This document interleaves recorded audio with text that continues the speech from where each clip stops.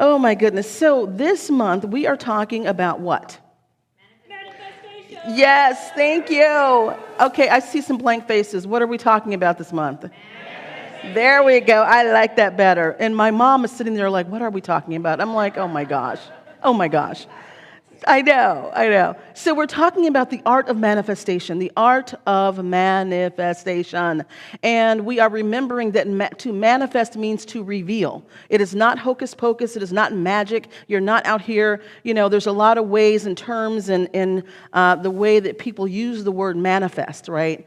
And it usually involves something like, I'm going to go get something, right? I'm going to go or I'm going to make something happen. I'm going to manifest, I'm going to go start manifesting. And it's like, okay, you're going to reveal what? Because it means to reveal. And so that's what we have been talking about all month. And today, the talk title, which I was a little surprised that I did this, but here it is. It's called The Radiance of Readiness. And so sometimes what happens is I get all the talk titles, and then when the actual day comes, I'm like, what on earth am I talking about? How did that come about? But we're talking about the radiance of readiness, and here's why that's important. I'm referring to the law of radiance, which is similar but a precursor to the law of attraction, right? Because the law of radiance says that true manifestation does not come from effort. It does not come from attracting something externally or something externally happening. True manifestation comes from radiating from the core of your being, from the core of your authentic self, from the core of God within you, radiating that which you desire, radiating at the frequency of that which you desire. So it's a very different way of being, to radiate, to be in the law of radiance.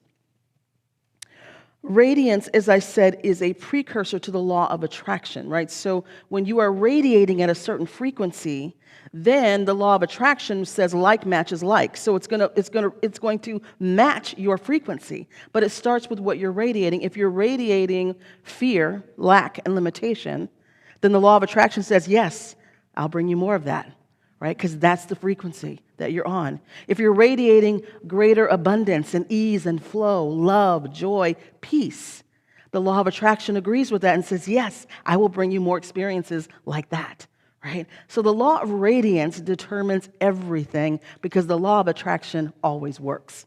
So let's talk about this radiance, which means readiness. And I want to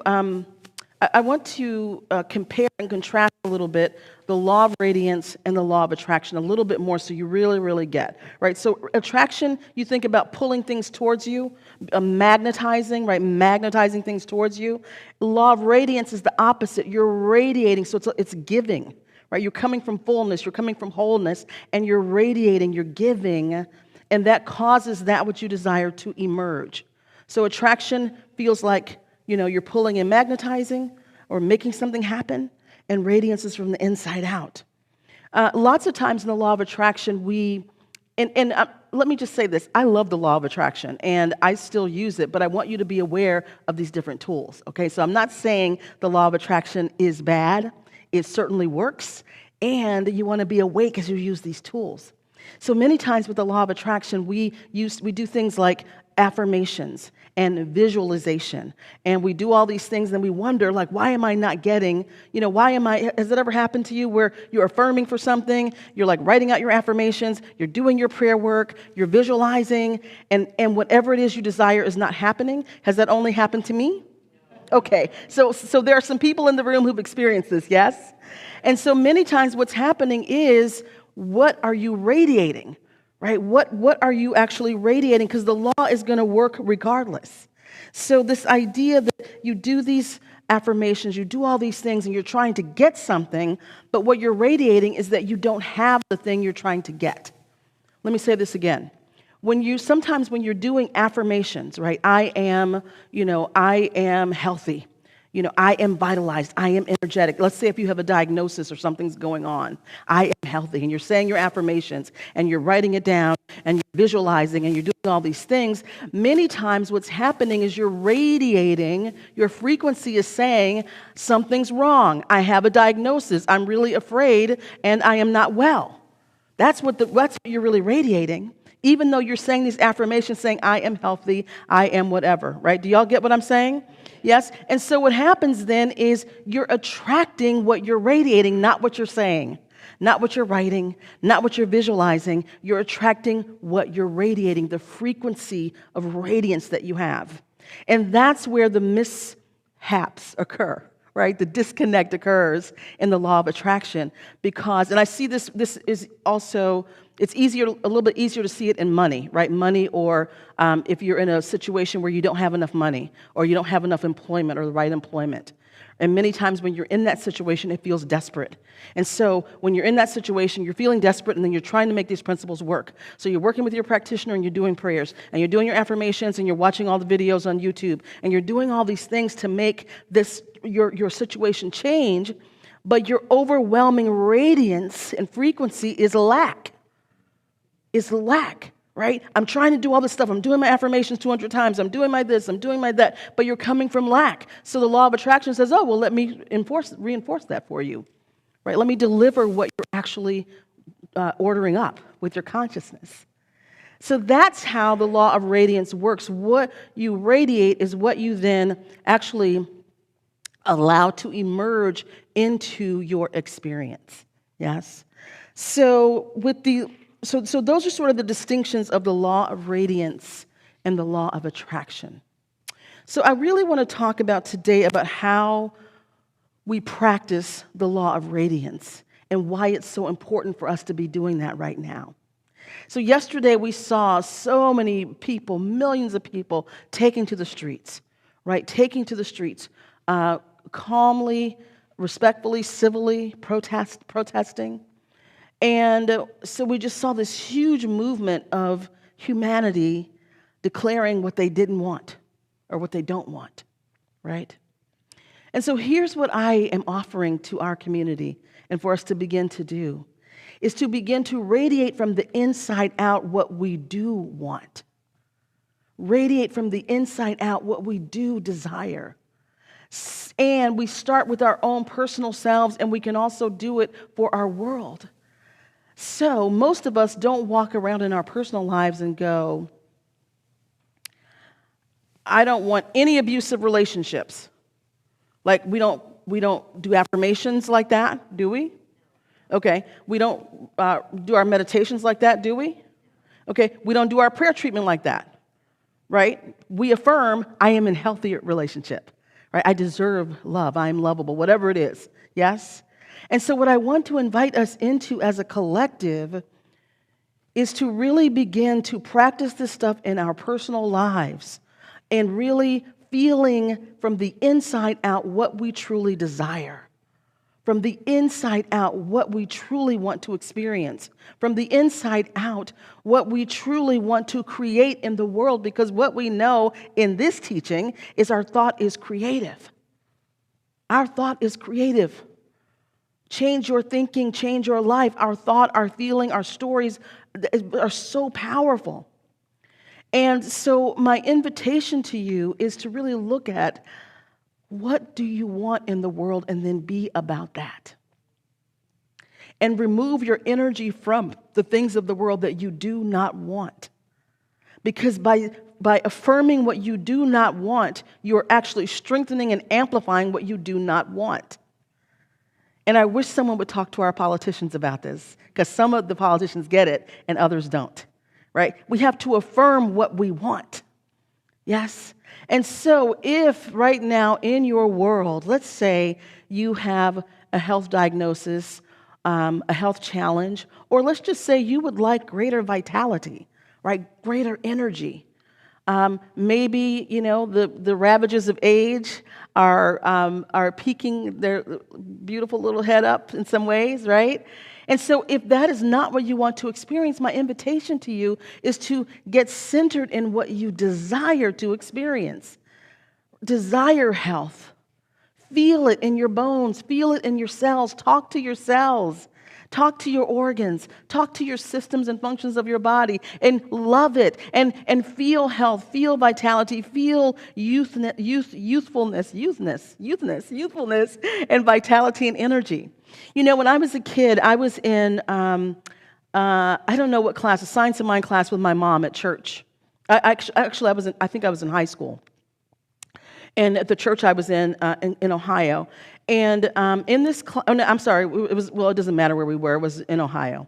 And so in the class, there was a woman in the class who at the time to me appeared old, right? She's probably like the age I am now, but she looked really old. And she had some wrinkles and stuff. And she was very concerned about aging, like very, very, very concerned about aging. And so she decided in the class that we were in that she was going to write these affirmations and then record them. This is back in the old days of cassette tapes. Y'all remember that? Some of y'all? Okay. So we got some youngins here who might not remember cassette tapes. But so she recorded her affirmations about, I am young, I am vital, I am, all the affirmations of what she wanted to experience. And then she listened to this. She would fall asleep with it playing. She would play it all day. She would, take it with her in her car. And she would listen to this recording. And I swear to you, by the end of that class, this woman was completely transformed physically from the beginning of that class. And for me, even though I grew up in this teaching, it was one of the first times for me I understood the power of actually landing in what you desire and stoking that fire, stoking that fire, stoking that fire until you are radiating the absolute truth through your beingness, right? Because I saw her physically transform. Physically, my mom and I still talk about it to this day. It was stunning. It was stunning, the transformation that happened literally in her skin, in her energy level. She was radiant, she was glowing, she was sparked and alive, and physically she looked different. Right? Her body, her cells, her mitochondria, everything cooperated with what she was radiating from the inside out. This was years before Joe Dispenza was famous. So if you now, science can prove this. People like Joe Dispenza and other people can actually prove that when we talk to or communicate with, that we can communicate with our bodies and we can actually change or influence our biology. Right? We can change and influence our even genetic things that we have going on. We can, to a degree, we can change and influence that through our spiritual practice and our belief. And I saw it with this individual, right?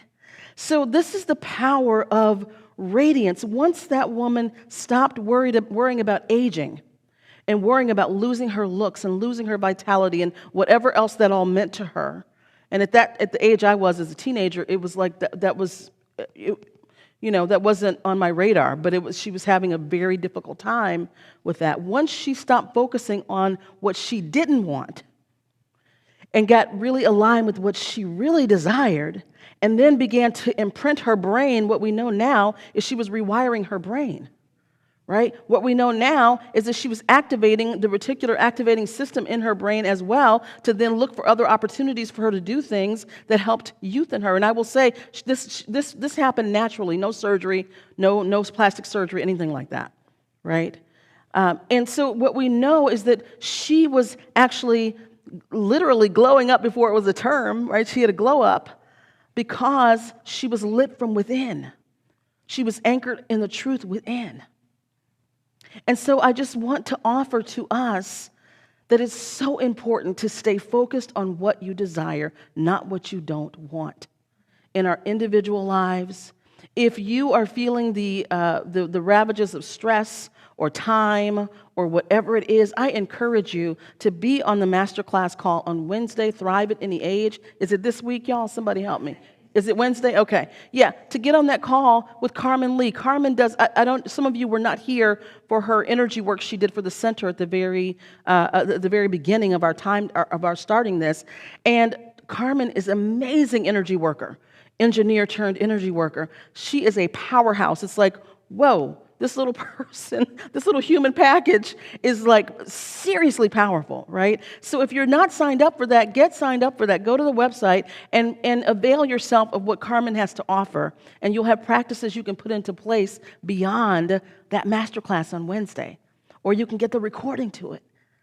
But begin to do the things and invest in the things that are going to bring about what you truly desire. So if we're talking about health, let's talk about our collective health as human beings as brothers and sisters on this planet, right? Because collectively, we have some dis-ease breaking out, right? We have some dis-ease and discomfort that's showing up in our world. And it's the exact same principle that I'm talking about in the Law of Radiance that helps us transform our personal lives. The exact same practices will transform this world.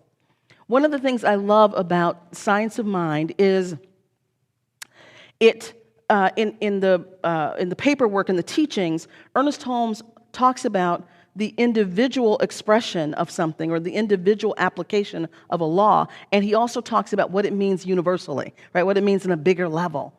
And so I also look at it from, okay, what does this mean individually? Then what does it mean for our collective? Because we're on this planet together, right? We're on this planet together, and we will rise and fall together. There's no one who can opt out of this. There's no bunker you can build that's going to opt you out of this. We're all on this planet together, right? And so what I propose is that for us in this room to begin to really, really, really begin to get aligned with, to understand what is it you truly desire to experience on this planet. What do you really want to experience in our country, in our communities? What do you really want to experience with our fellow citizens?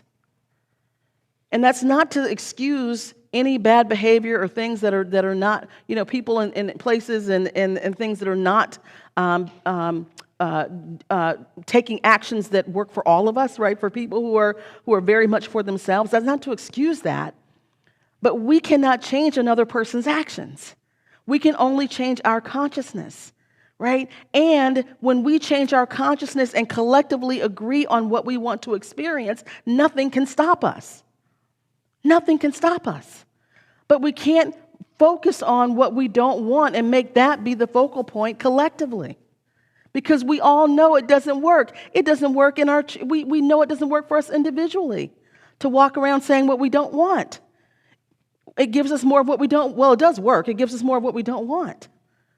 Right? Our call collectively is to land in what do we want collectively? Do we want to live in acceptance of each other? Right? We want to live in love. We want to be able to disagree and still be in peace and respect with each other.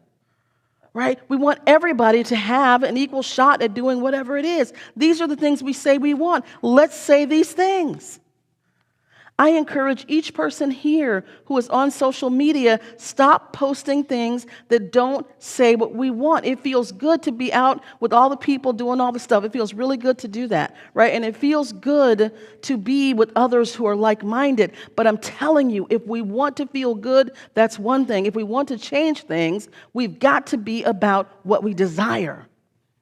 And we've got to keep saying it and keep planting it and keep saying it and keep planting it.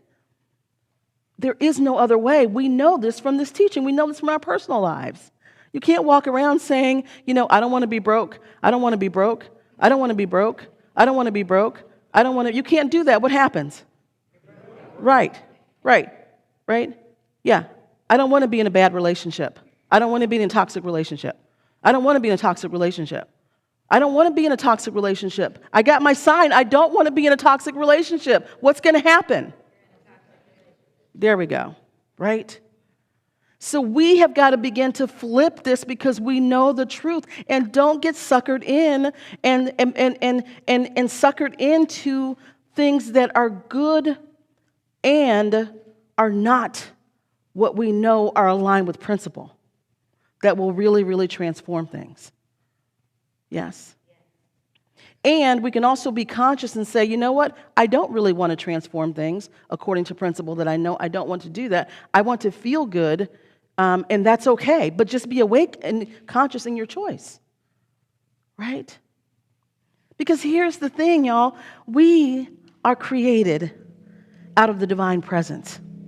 We are created out of that intelligence, out of that power, out of that presence that hung the stars in the sky, that created everything known and unknown, that created the cosmos, like breathed it into existence. We're created from that stuff. We have the exact same loading and coding in our cells in our brains, in our bodies, in our bones, we have the same power, the same creativity that created the cosmos coursing through our veins right now. We have this in our system. This is how we're made. And so as we begin to reload and recharge and reset, right? Like you put your phone on a charger, you got to get yourself on a charger of what's true about you. Get yourself on a charger of pure spirit, on a charger of God, so that you're lit from within, and then you are radiating what you desire. You're radiating what you desire, and when you do that, it says you're ready for that to emerge, right? It says, I'm ready for this to emerge. It is no coincidence that those who describe seeing the Christ, seeing Jesus, talk about the light, right? The light that emanated from him, because he was completely aligned with that which created him. He was completely aligned with God. He was completely aligned with his authentic, true self. And so he was radiant. And so he could speak his word and have the mountains move, or multiply loaves and fishes, turn the water into wine. He could speak his word because he was so radiant, so filled up with truth. I don't know why I just had this image of he was like a tick, like filled with God, right? Right, just filled up, right? And truly could then command the natural world. And so my invitation to you is based on a quote that Ernest Holmes has, actually, that says, he says, we can change the course of history by prayer, not through will, but by spiritual realization. Now, this is not, what he means by this is not, thoughts and prayers, like I'm not going to do anything. That's not what he's talking about. What he's talking about is knowing and understanding the transformative power of aligning yourself with the divine presence so powerfully, speaking the word of what you truly desire, and then allowing it to emerge through your experience. That's what he's talking about. This is how we will change the world. Otherwise, we keep circling these cycles over and over and over and over and over again. As humans, we circle the same cycles historically over and over again. A spiritual realization is the only sustainable way, followed by inspired action.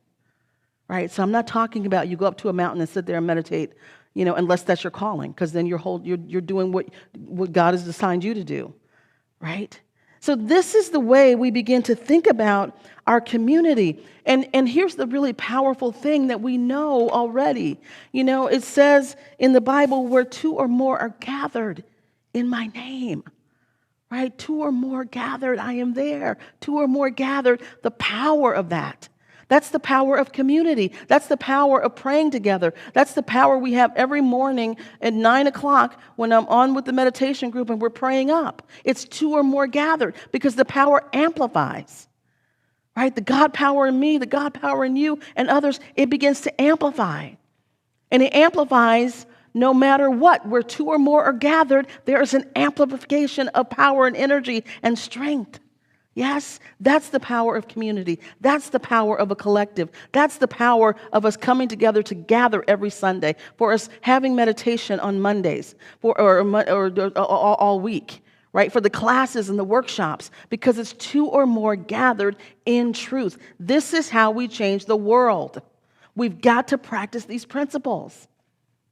And we've got to be clear-eyed enough to look at what's happening in the world, the things we agree with and the things we don't, and really go, is this aligned with principle? Is this statement aligned with principle? Because if I'm saying this statement and I'm involved in this energy, am I actually helping to usher in a world that works for all? Or am I falling into the crowd and singing along with the crowd, but knowing this is not how principle works? Are y'all following me? So this is why we are here, y'all. This is why we're here.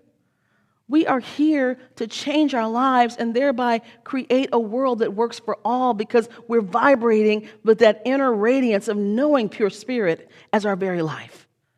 Right? We're vibrating in the knowing of peace, in the knowing of oneness. So that even though we all look completely different, we all come from different walks of life, we have different experiences, we know that we're each created out of the same thing, And so then we behave differently.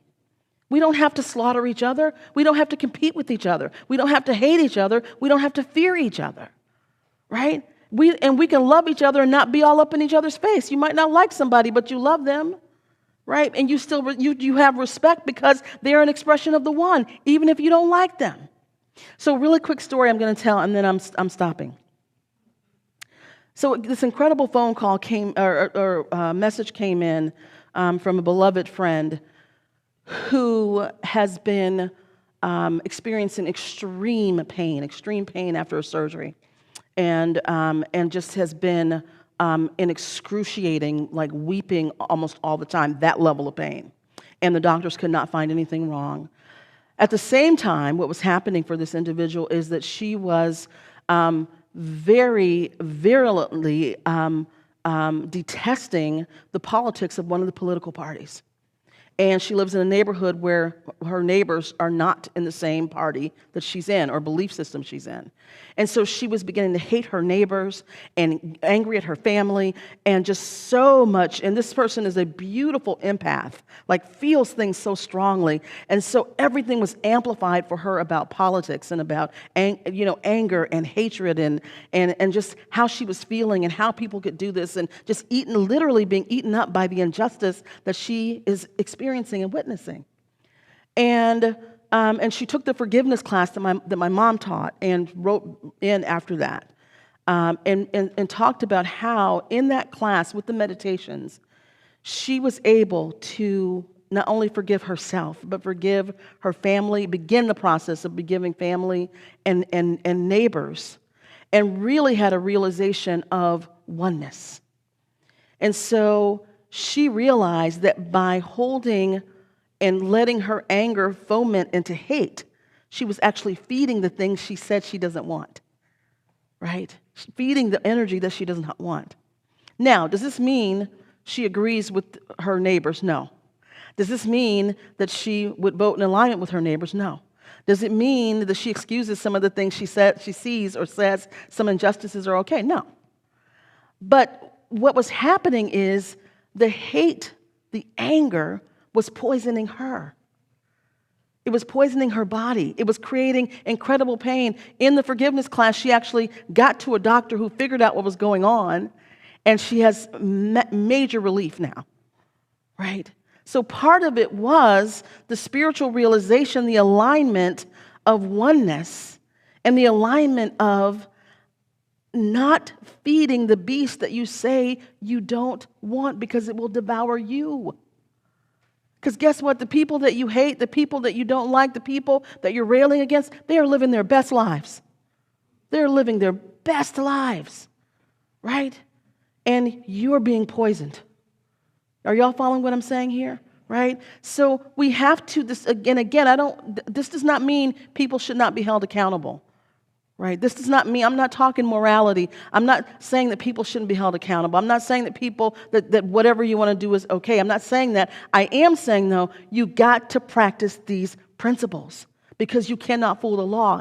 You can't fool any of the laws. You can't fool the law of radiance because you can't talk about peace and then you're hating your neighbors because because whatever reasons, right? You can't say you want abundance and then you're hoarding your dollars, right? You can't say you want health and vitality and then you're not doing the things to support that. Like you can't fool the law, right?